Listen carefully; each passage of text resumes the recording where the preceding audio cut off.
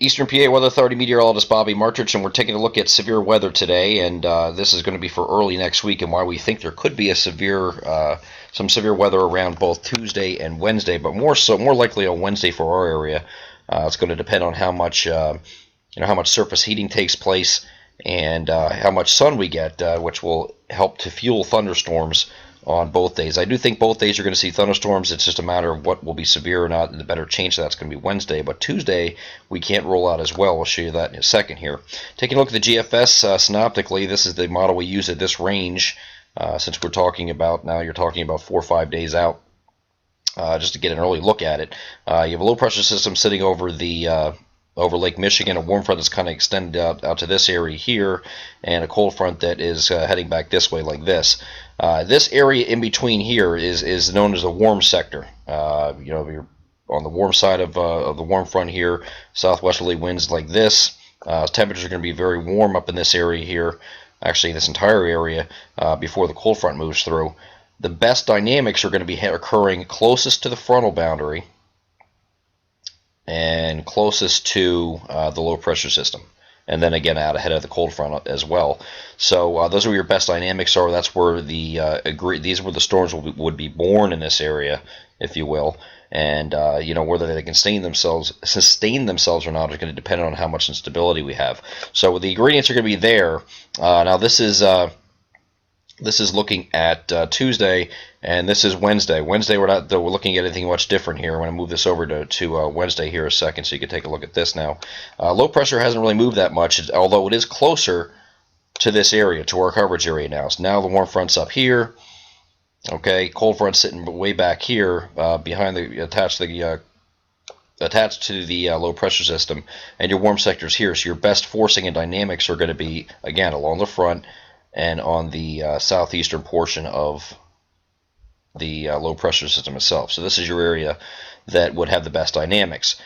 So Wednesday, we're looking at a better day for that. We're going to take a look at the instability values. Now this is Tuesday, and you can clearly see best instability is actually right over here over entire coverage area. However, the best forcing is going to be up here.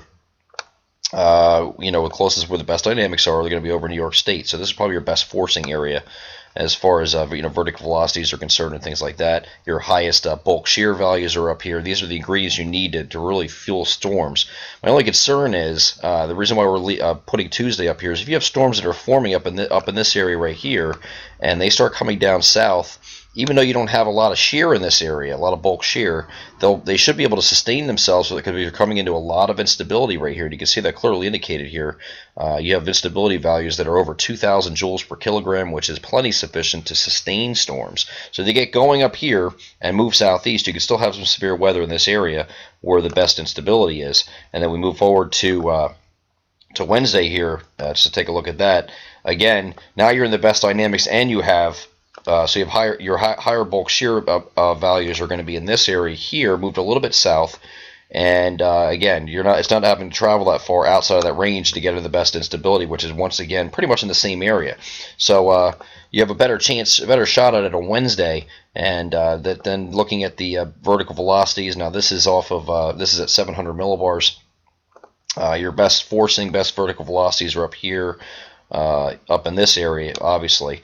But you got some good vertical velocities in this area here, which will allow the thunderstorm growth, and then it moves down to the instability. You could get some severe thunderstorms on Tuesday, and then we take a look at Wednesday here. The best forcing with this is going to be in this. You can see that I'm moving down to Pennsylvania here, so you get a lot of forcing in this area here. So I think Wednesday is going to be the better day for that. And then of course dew points is another factor. As long as they're above 60, you're pretty much golden for severe weather potential. And this area here has dew points 60 or above, actually 65 or above in this area here. So you could have any storms that come into that area, the dew points will be sufficient to sustain them. Surface temperatures will be up near the 80-degree mark of both days here. So you have all the ingredients there as far as severe is concerned for us at least to be concerned going forward into next week. Again, Tuesday, Wednesday time frame, we're looking at for severe weather potential. This is mostly going to be a wind and hail threat. Of course, any severe thunderstorm can produce an isolated tornado. We will narrow it down as we get closer. We really only have 1 or 2 models to look at this range to really really look at with any nothing with certainty yet, but just to take a look at it in advance, just to see what might be coming down the road, and we'll update in the coming days. I am Eastern PA Weather Authority meteorologist Bobby Marchers, and that is your severe outlook for Tuesday and Wednesday of next week.